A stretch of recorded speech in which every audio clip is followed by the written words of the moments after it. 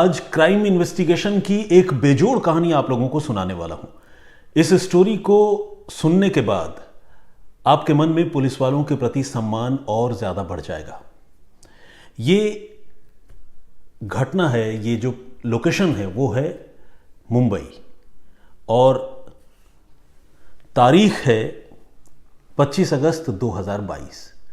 पूरी कहानी की शुरुआत होती है सोशल मीडिया प्लेटफॉर्म से। आप सब जानते हैं आज की तारीख में सोशल मीडिया पर हर कोई बहुत ज़्यादा एक्टिव है और ख़ासकर नए उम्र के लड़के लड़कियां तो बहुत ज़्यादा एक्टिव हैं ही। ऐसे ही एक सोशल मीडिया प्लेटफॉर्म पर 15 साल की एक लड़की की मुलाकात 21 साल के एक नौजवान से होती है। ये लड़की जो है वो मुंबई की ही रहने वाली है और ये जो नौजवान है वो भी मुंबई का रहने वाला है। बांद्रा ईस्ट में उसका घर है और इस नौजवान के साथ लड़की की सोशल मीडिया में मुलाकात होती है, थोड़ी बहुत बातचीत चैटिंग होती है और फिर दोनों बहुत अच्छे दोस्त बन जाते हैं और देखते ही देखते ये दोस्ती जो है वो प्यार मोहब्बत में तब्दील हो जाती है। तो एक स्कूल गोइंग चाइल्ड 15 साल की लड़की 21 साल के नौजवान संतोष मकवाना से प्यार करने लगती है। इसके बाद दोनों जो है एक दूसरे से बहुत फ्रिक्वेंटली मिलने लगते हैं और इन दोनों को मिलने के लिए मुंबई में संतोष का ही एक दोस्त है जिसका नाम है विशाल अनभावने, उसके मकान में जो है वो अक्सर मिला करते हैं। जुहू में विशाल अनभावने का घर है और उस घर में संतोष अक्सर अपनी गर्लफ्रेंड के साथ आता है और दोनों वहाँ पर अच्छा वक्त गुजारते हैं और फिर दोनों अपने अपने घर वापस चले जाते हैं। ये सिलसिला पिछले कई महीनों से चल रहा है। इसी बीच एक रोज़ लड़की के घर वालों की नज़र संतोष पर पड़ती है जो उनकी बेटी के साथ कहीं जा रहा होता है। ये देखते ही परिवार के जो लोग हैं वो आग बबूला हो जाते हैं। उन्हें लगता है कि उनकी छोटी सी बेटी जो स्कूल गोइंग लड़की है उसे किसी लड़के ने ल्यूर कर लिया है और बहला फुसला कर अपने साथ घुमा रहा है। तो इस बात पर लड़की के घर वाले बहुत खफा हो जाते हैं और वो लड़के की अच्छी तरह पिटाई करते हैं और उसे बहुत जलील भी करते हैं और साथ ही कहते हैं कि आइंदा अगर तुम्हें कभी हमारी बेटी के साथ मैंने देखा तो फिर तुम्हारी खैर नहीं, तुम समझ लेना हम तुम्हारा क्या करेंगे। अब संतोष जो है वो मन महसूस कर रह जाता है, कुछ नहीं कर पाता, वहाँ से वापस चला आता है।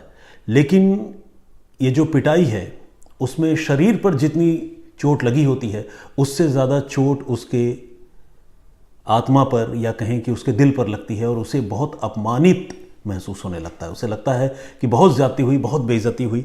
और वो भी आप सोचिए कि गर्लफ्रेंड के सामने 21 साल के नौजवान की पिटाई हो जाए, वो भी गर्लफ्रेंड के घर वाले कर दें, तो उस लड़के को बड़ी तकलीफ होती है और वो खून का घूंट पीकर रह जाता है। और इसी के साथ वो ये सोचने लगता है कि वो कैसे इस अपमान का बदला ले। दिमाग वो चला रहा है और दिमाग चलाते चलाते वो अपनी गर्लफ्रेंड से एक बार और गुजारिश करता है कि प्लीज़ एक बार मुझसे आखिरी बार मिल लो। तुम्हारे घर वालों ने तो खैर पाबंदी लगा दी है, मेरे साथ मारपीट भी उन्होंने की, लेकिन इससे पहले कि हम अलग हो जाएं, हमारा प्रॉपरली ब्रेकअप हो, एक बार प्लीज़ मुझसे आखिरी बार मिल लो। लड़की रिलक्टेंट है, मिलना नहीं चाहती है, लेकिन जब संतोष बहुत ज़्यादा इंसिस्ट करता है, दबाव बनाता है कि नहीं एक बार मिल लो प्लीज़, तो लड़की जो है वो कहती है ठीक है मैं आती हूँ, लेकिन ये आखिरी बार मिलूंगी क्योंकि मैं अपने फैमिली वालों के खिलाफ नहीं जा सकती। खैर वो लड़की फिर से संतोष के पास आती है और संतोष उसे अपने दोस्त जुहू में जिसका घर है विशाल अनभावने, वहाँ लेकर जाता है जहाँ पर वो पहले भी मिला करते थे। और यहाँ पर वो लड़की को समझाने बुझाने की कोशिश करता है कि भाई ऐसी क्या बात हो गई, घर वालों ने तो चलो मना कर दिया, लेकिन हम साथ तो रह ही सकते हैं, घर वाले सपोर्ट नहीं कर रहे हैं तो क्या हुआ। तो कुल मिलाकर लड़का इस लड़की को छोड़ने के लिए राज़ी नहीं होता है। उसके मन में बदले की आग तो है ज़रूर, लेकिन वो चाहता है कि वो इस रिलेशनशिप को भी कंटिन्यू करे। लेकिन लड़की अपने घर वालों की सख्ती या समझ लीजिए कि उसके बॉयफ्रेंड की पिटाई के बाद इतनी घबरा जाती है कि वो तय कर लेती है कि अब वो संतोष के साथ आगे कंटिन्यू नहीं कर सकती और वो जो है दो टूक कह देती है संतोष से कि वो अपने परिवार वालों के खिलाफ जाकर इस रिलेशनशिप को कंटिन्यू नहीं कर पाएगी चाहे जो हो जाए। इस बात पर उस लड़की के साथ संतोष की बड़ी तेज कहा सुनी होती है, लड़ाई होती है और संतोष शायद पहले से ही तैयार था कि कोई अगर इस तरह का अनवांटेड सिचुएशन क्रिएट हो जाए तो वो क्या करेगा।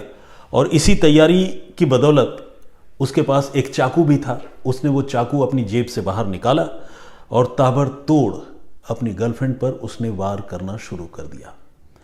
और जब वो अपनी गर्लफ्रेंड पर हमले कर रहा था, संतोष का जो दोस्त है विशाल अनभावने, वो भी वहाँ मौजूद था पास बगल वाले कमरे में। वो लौटा इन दोनों के पास, और दोनों के पास आने के बाद विशाल ने उस लड़की को काबू किया, ओवर पावर किया, पकड़ लिया। और जो बॉयफ्रेंड था संतोष, उसने उस लड़की की ताबड़तोड़ चाकुओं से, वो तब तक उस पर चाकू बरसाता रहा जब तक कि वो बेजान होकर नीचे नहीं गिर गई। तो कुल मिलाकर बॉयफ्रेंड ने, या कह लें कि जिल्टेड लवर ने, अपनी गर्लफ्रेंड की हत्या कर दी। 15 साल की स्कूली बच्ची की हत्या। अब हत्या तो कर दी, ये भी नए उम्र के लड़के थे, इनके पास भी कोई बहुत ज़्यादा एक्सपीरियंस नहीं था। दिमाग जितना चला सकते थे उतना चलाया, और उन्होंने सोचा कि अब कैसे बचें। तो बचने के लिए उनको जो तरीका समझ में आया, उनको लगा कि इस लड़की का ड्रेस चेंज कर देते हैं सो दैट ये आइडेंटिफाई ना हो पाए। तो उन्होंने फिर लड़की की लाश जो है, उस लाश के सारे कपड़े चेंज कर दिए। स्कूल ड्रेस पे आई थी वो लड़की, लेकिन स्कूल ड्रेस निकाल कर उतार कर अलग रख दिया, और लड़की को विशाल के ही कपड़े, जिसके घर में यह हत्या हुई थी, उसी के कपड़े पहना दिए। और पहनाने के बाद एक बड़े से सूटकेस में उसकी लाश भर दी। लेकिन बेवकूफ़ी कह लीजिए, नासमझी कह लीजिए, इमैच्योरिटी कहिए, जो भी आप इसको नाम देना चाहें, पहचान छिपाने के लिए उन्होंने लड़की के कपड़े तो ज़रूर बदल दिए, लेकिन जो स्कूल ड्रेस था उस लड़की का, स्कूल के कपड़े थे, वो सारे कपड़े उन्होंने उसी सूटकेस में डाल दिए जिस सूटकेस में उन्होंने लड़की की लाश भरी। और फिर उस सूटकेस को उन्होंने अच्छी तरह से पैक किया, और पैक करके जुहू से निकले, और फिर अंधेरी पहुँचे, और अंधेरी से विरार की तरफ, जो लोकल ट्रेन या लोकल ट्रेन की लाइन है जो गुजरती है, उस तरफ जाने वाली एक लोकल ट्रेन में दोनों सवार हो गए। दोनों लड़के, संतोष और विशाल, और उनके साथ सूटकेस में बंद संतोष की गर्लफ्रेंड की लाश। इसके बाद ये दोनों लड़के मुंबई में विरार के रास्ते में एक जगह है नया गांव, वहाँ उतरे, और नया गांव में उतरने के बाद वहाँ से और आगे गए एक और लोकेलिटी जिसका नाम है परेरा नगर। उस परेरा नगर में उनको एक जगह पर घने जंगल दिखाई पड़े, और वो जगह जो है वो आबादी से थोड़ी दूरी पर थी, और उसी जंगल में उन्होंने ये सूटकेस जो है फेंक दिया। और सूटकेस फेंक देने के बाद ये दोनों लड़के वापस फिर से ट्रेन के सहारे जो है, ट्रेन में ही बैठकर वसई की तरफ आए।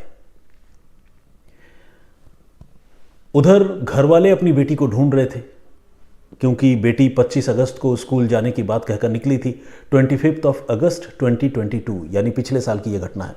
अगर मैंने पहले ना बताया हो तो एक बार मैं यहाँ पर बता देना चाहता हूँ, इसको काइंडली मतलब रजिस्टर कर लें, मतलब अपने जहन में रखें आप। तो खैर, तो 25 अगस्त को वो लड़की गायब हो गई थी। घर वाले परेशान थे एक दिन पहले, और वो ढूंढ रहे थे अपनी बेटी को। उन्होंने थाने में रिपोर्ट भी लिखवाई थी, लेकिन लड़की नहीं मिली, तो और ज़्यादा परेशान हो गए। इस बीच लड़की की तो हत्या हो चुकी थी, आपको सब पता है। 26 अगस्त को, यानी एक दिन बाद, उस सूटकेस पर परेरा नगर में लोगों की नज़र पड़ी। वो सूटकेस जिस तरह से एक डेजर्टेड एरिया में, जंगली जगह पर रखा हुआ था, उसे देखकर ही लग रहा था कि शायद इसके पीछे कोई साजिश है, और सूटकेस में कोई ऐसी चीज़ है जो नॉर्मल नहीं है। ऐसा लोगों के मन में उस सूटकेस को देखते ही ख्याल आया। हो सकता है कि कुछ खून के धब्बे या कतरे भी लोगों को उसमें नज़र आए हों। तो लोगों ने पुलिस को फ़ोन किया, और जब पुलिस मौके पर पहुंची और सूटकेस को तमाम लोगों की मौजूदगी में खोला गया, तो वही बात निकली जिसका लोगों को डर था। सूटकेस में 15 साल की एक लड़की की लाश ठूंस कर भरी गई थी, और लाश पर चाकुओं के जख्म के निशान थे, खून था। क्लियर कट ये मामला मर्डर का था जो पुलिस ने देखा। और उस सूटकेस की जब पुलिस ने जांच की, तो पुलिस ने देखा कि सूटकेस में उस लड़की की डेड बॉडी के साथ ही एक स्कूल की ड्रेस भी जो है वो भी स्टैश की हुई है, यानी ठूंस कर रख दी गई है, सूटकेस के अंदर पड़ी है। पुलिस ने वो स्कूल ड्रेस रिकवर की, डेड बॉडी को रिकवर करके पोस्टमार्टम के लिए भिजवाया, और स्कूल ड्रेस की जांच करके पुलिस ने स्कूल के बारे में पता लगा लिया। अब जब स्कूल के बारे में पता लगाया, तो फिर पुलिस स्कूल पहुंची, और स्कूल पहुंचने के बाद जो लड़की स्कूल आनी थी नहीं आई, जिसके माँ बाप उसको ढूंढते हुए स्कूल भी पहुंचे होंगे, फिर उन्होंने रिपोर्ट लिखवाई होगी। उस परिवार के बारे में पुलिस को स्कूल से पता चला, उसके घर वालों को पुलिस ने इन्फॉर्म किया और कहा कि हमें एक डेड बॉडी मिली है, काइंडली आप एक बार आइए और पहचानने की कोशिश कीजिए, कहीं आपकी बेटी की लाश तो नहीं है। तो खैर घर वाले भी कलेजे पर पत्थर रखकर पहुंचे पुलिस के पास, पोस्टमार्टम हाउस गए और वहां उन्होंने देखा कि वाकई ये उन्हीं की 15 साल की बेटी की लाश थी जो एक रोज़ पहले स्कूल के लिए निकली थी। घर वाले बहुत डिसअपॉइंटेड हो गए, रोने पिटने लगे, बहुत दुख में डूब गए। पुलिस ने उनको सांत्वना दिया और फिर पुलिस ने उनसे कहा कि ठीक है बेटी तो आपकी वापस नहीं आ सकती, लेकिन आप प्लीज़ बताइए कि आपको किसी पर शक है जिसने आपकी बेटी की हत्या की होगी, कोई दुश्मनी आपकी किसी से। तो जैसे ही पुलिस ने यह सवाल पूछा तो घर वालों ने छूटते ही जवाब दिया कि हाँ, एक लड़का था जो उनकी बेटी को परेशान करता था और उन्हें पूरा यकीन है, शक तो नहीं बल्कि पूरा यकीन है कि उसी लड़के ने उनकी बेटी की हत्या की होगी, क्योंकि कुछ रोज़ पहले उन्होंने उस लड़के को बहुत डांटा फटकारा था और शायद जैसा उन्होंने पुलिस को बताया कि उन्होंने पुलिस को ये बताया कि बहुत डांटा फटकारा था और उसको वार्न किया था, चेतावनी दी थी कि कभी हमारी बेटी से दोबारा न मिलना। तो हो सकता है कि उसी लड़के ने यह हत्या की हो और उस लड़के का नाम संतोष मकवाना है। जाहिर है घर वालों को उस लड़के के बारे में भी पता था, क्योंकि लड़के के साथ उन्होंने अपनी बेटी को रंगे हाथों देखा भी था, पकड़ा भी था और तभी तो लड़के की पिटाई भी की थी। अब पुलिस ने संतोष मकवाना के बारे में और ज़्यादा जानकारी पता करने की कोशिश की, तो ये जो लड़की के घर वाले हैं उन्होंने ही संतोष का मोबाइल नंबर भी पुलिस को दिया और घर का एड्रेस वगैरह दिया। पुलिस ने घर के एड्रेस पर भी टीम भेजी, लेकिन संतोष वहाँ पर नहीं था। मोबाइल नंबर जो पुलिस को मिला था वो मोबाइल नंबर भी स्विच्ड ऑफ था। अब इस तरह की एक घटना जिसमें प्राइम सस्पेक्ट जो है पहली ही नज़र में एक लड़का हो, तो जाहिर है जो सस्पेक्ट है वो बचने के लिए अपना मोबाइल तो स्विच ऑन रखेगा नहीं, तो उसका मोबाइल जो है वो स्विच ऑफ था। और ये पुलिस के लिए एक बड़ा झटका था, क्योंकि पुलिस को ये समझ में नहीं आ रहा था कि मोबाइल स्विच ऑफ है तो अब वो संतोष को कैसे पकड़े और कैसे उस तक पहुँचे। तो एक बहुत बड़ा चैलेंज मुंबई पुलिस के सामने था। लेकिन जो इन्वेस्टिगेशन का तौर तरीका होता है और पुलिस जिस तरह से किसी भी मामले की जांच आगे बढ़ाती है, पुलिस ने उस मोबाइल नंबर को सर्विलांस पर डाल दिया ताकि अगर वो मोबाइल किसी भी पॉइंट ऑफ टाइम में किसी भी जगह पर स्विच ऑन हो तो उसके बारे में पुलिस को जानकारी मिल जाए। पुलिस के इस एफर्ट का बहुत जल्दी नतीजा सामने आया। 26 अगस्त की ये बात है। 27 अगस्त को पुलिस ने ये देखा कि मोबाइल जो है वो सिर्फ 10 सेकंड के लिए स्विच ऑन हुआ। अब जैसे ही पुलिस को पता चला कि मोबाइल स्विच ऑन हुआ है, सर्विलांस के लिए उस मोबाइल को लगाया गया था, तो पुलिस ने फ़ौरन ये पता करने की कोशिश की कि वो मोबाइल फ़ोन किस जगह स्विच ऑन हुआ, मुंबई के किस कोने में। लेकिन जब पुलिस ने सर्विस प्रोवाइडर से और तमाम जो दूसरे रिसोर्सेज हैं उससे पता किया कि भाई मोबाइल कहाँ पर स्विच ऑन हुआ है, तो उनको पता चला कि फ़ोन मुंबई में नहीं बल्कि गुजरात की राजधानी अहमदाबाद में है। अब अहमदाबाद में किस जगह है, उसके टावर की लोकेशन पुलिस ने पता करने की कोशिश की, तो पुलिस को ये पता चला कि अहमदाबाद में बिल्कुल रेलवे स्टेशन पर जो टावर है उस टावर के साथ ये मोबाइल फ़ोन कनेक्टेड हुआ था सिर्फ 10 सेकंड के लिए और फिर स्विच ऑफ हो गया। और जब ये फ़ोन स्विच ऑन हुआ वो टाइम था 5:42 42 5:42 सुबह के वक्त।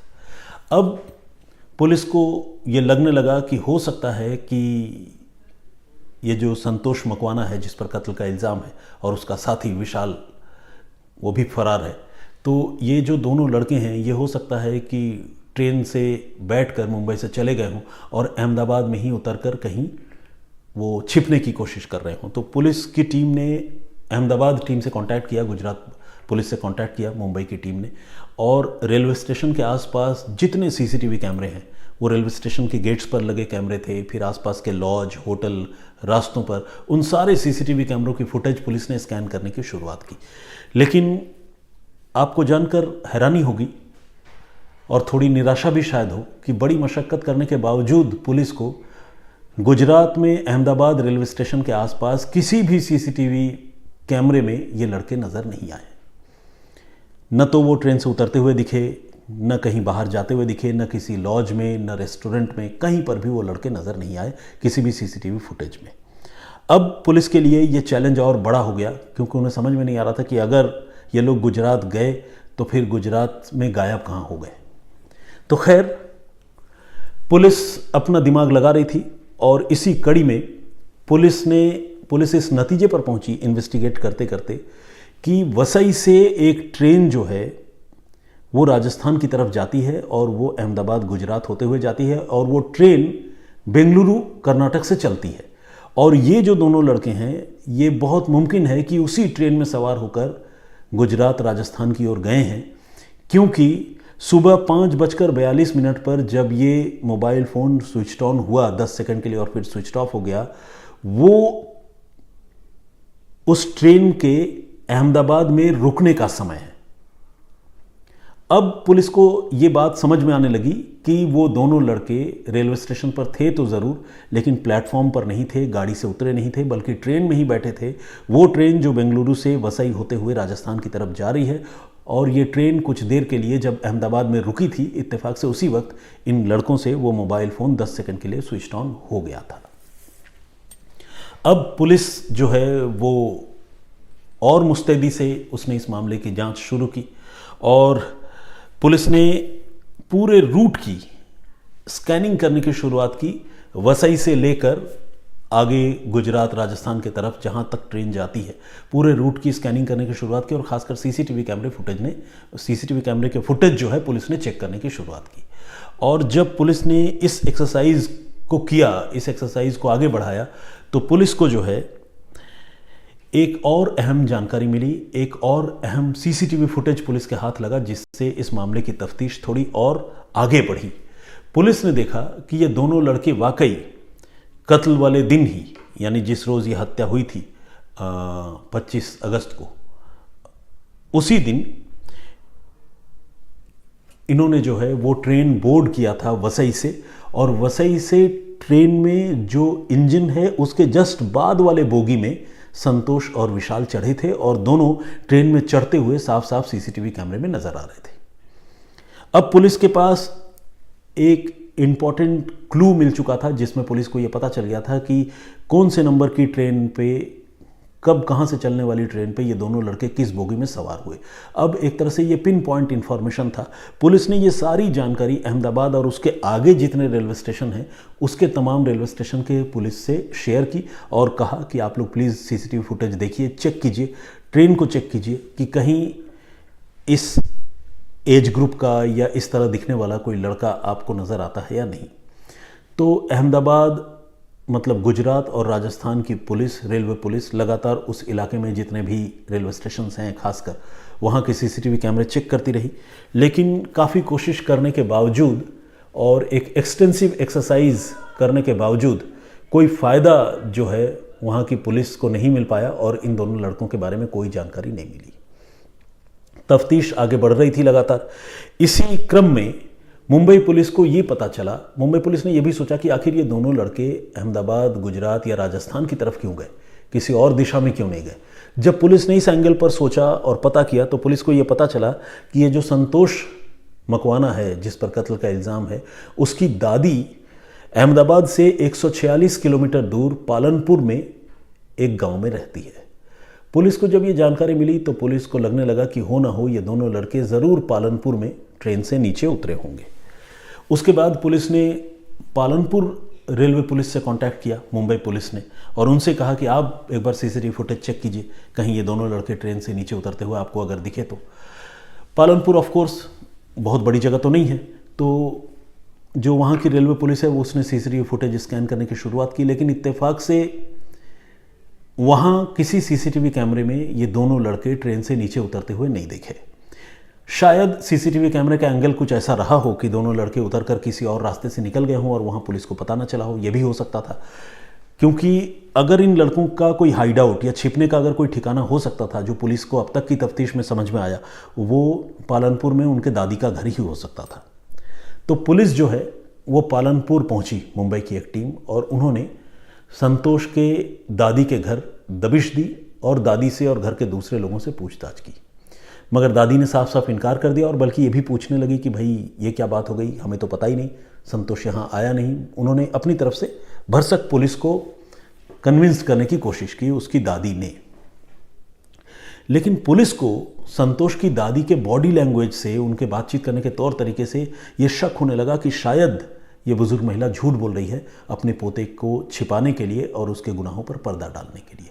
ये बात पुलिस को लगा, लेकिन जब तक पोता अरेस्ट नहीं हो जाता या उनके घर में मिल नहीं जाता तब तक पुलिस उस बुजुर्ग महिला के खिलाफ भी कोई कार्रवाई नहीं कर सकती थी और न ही ज़रूरत से ज़्यादा सख्ती कर सकती थी, क्योंकि क्या पता, हो सकता है कि दादी सच बोल रही हो। तो खैर, बॉडी लैंग्वेज से पुलिस को शक हो रहा था।